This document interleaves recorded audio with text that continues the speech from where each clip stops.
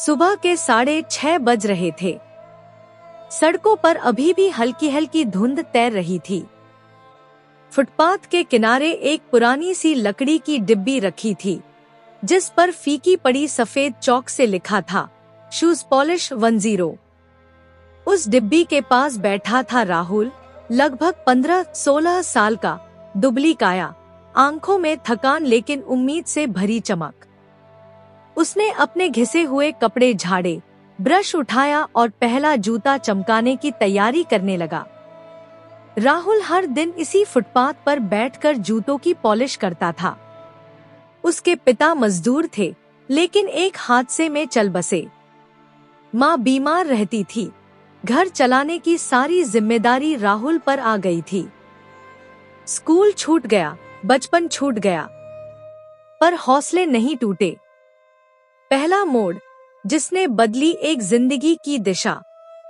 उस दिन जैसे ही राहुल ने अपनी दुकान जमाई, एक बड़ी कार उसके सामने आकर रुकी। एक हैंडसम सूट पहने हुए सज्जन बाहर उतरे। उनके जूते धूल से भरे हुए थे। उन्होंने राहुल को देखा और बोले, जूते चमकाओगे? जल्दी करना है, मीटिंग में जाना है। राहुल ने सिर हिलाया और पूरे ध्यान से पॉलिश करने लगा। उसके हाथों में एक अजीब सी सफाई थी, जैसे हर जूते में वो अपना पूरा दिल लगा देता हो। कुछ ही मिनटों में जूते ऐसे चमक उठे जैसे नए हों। साहब ने मुस्कुराकर पूछा, नाम क्या है तुम्हारा? राहुल, उसने झिझकते हुए जवाब दिया। अच्छा काम करते हो राहुल। पढ़ाई करते हो? राहुल ने गर्दन झुका ली।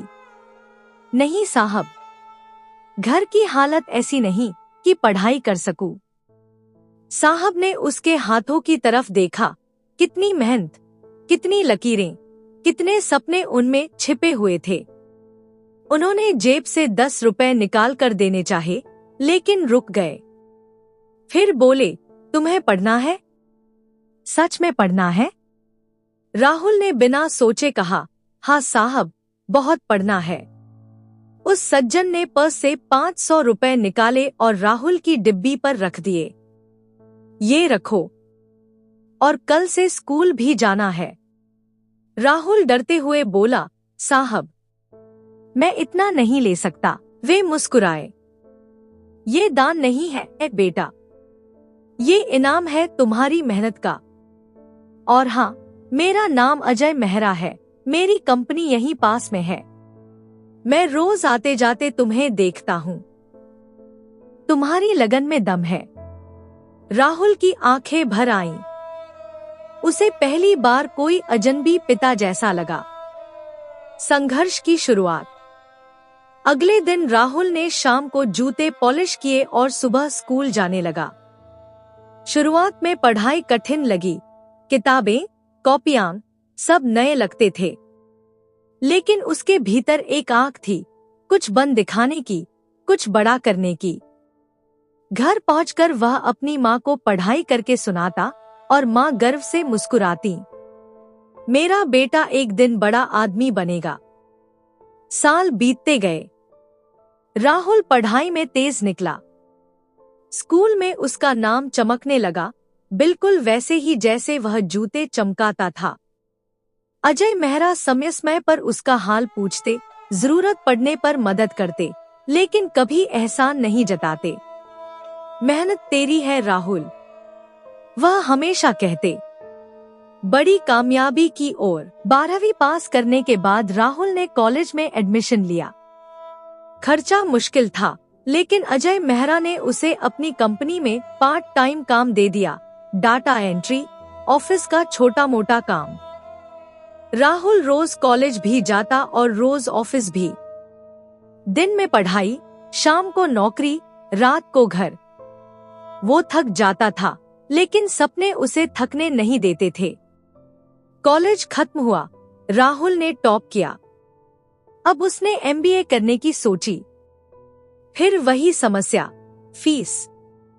राहुल ने सोचा कि वह अजय सर से नहीं कहेगा, वह खुद करेगा। उसने ऑनलाइन ट्यूशन देना शुरू किया, छोटे बच्चों को पढ़ाने लगा और हफ्तों तक सोने का समय कम करता गया।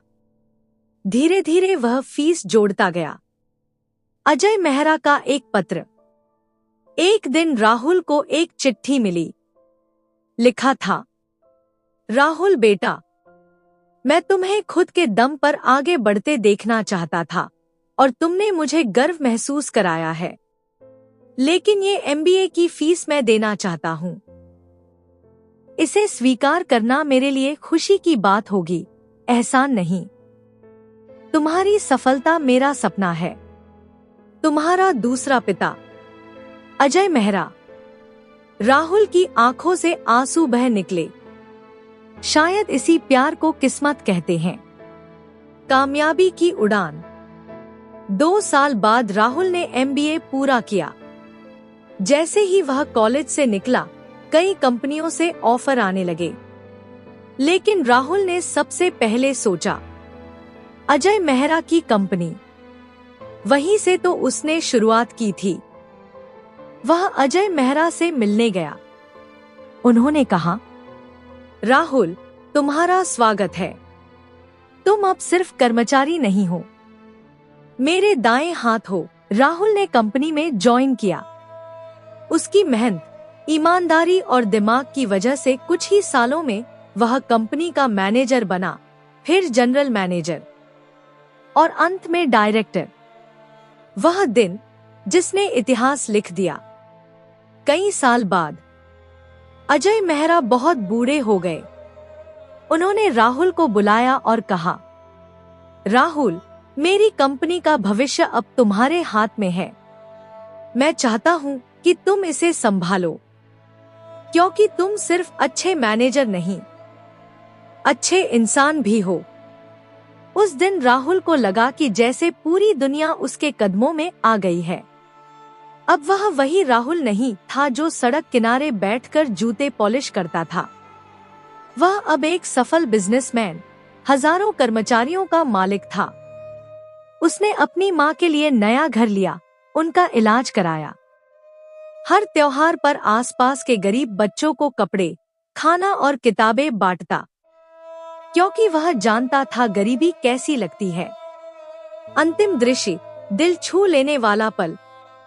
एक शाम राहुल अपनी बड़ी गाड़ी में बैठा उसी पुराने फुटपाथ पर पहुंचा, जहां वह कभी जूतों की पॉलिश करता था। वहीं एक छोटा बच्चा बैठा था, कपड़े पुराने, आंखों में वही उम्मीद। राहुल उसके पास गया और बोला, बेटा, जूते चमकाओगे? बच्चे ने सिर हिलाया।